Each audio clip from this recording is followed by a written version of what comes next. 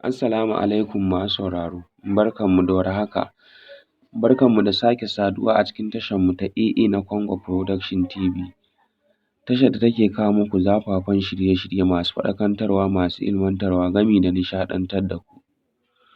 A yau ma ga mu da sharhin wata waƙa wadda Sani Ahmad ya yi, ya sa mata suna bugun numfashi. Mai sauraro, kafin mu shiga cikin wannan shirin, idan yau ne farkon zuwanka wannan channel, ka daure ka danna mana subscribing, ka danna mana alamar ƙararrawa, ka yi mana liking da comment da share domin samun sababbin shirye-shiryenmu a tasharmu ta AA na Congo Production TV. Sani Ahmad ya yi wata sabuwar waƙa. Waƙa ce ta musamman, sannan waƙa ce ta masoya, domin kana jin kalamanta kuma kana jin sunan da aka ba ta za ka tabbatar da cewa waƙa ce ta musamman. Wannan waƙa ba kowace waƙa ba ce illa bugun numfashi, kuma waƙa ce ta masoya.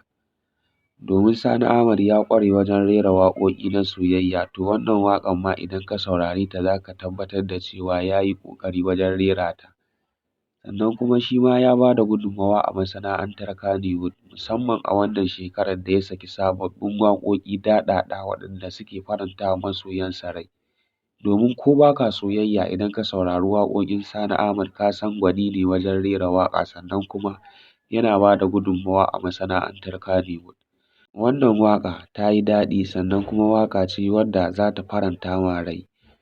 Sannan kuma ko ba ka sauraron waƙoƙin Kannywood, idan ka saurari waƙoƙin Sani Ahmad wanda yake saki sababbi a wannan lokacin, za ka tabbatar da cewa ya daɗe ana gwagwarmaya da shi a masana'antar Kannywood.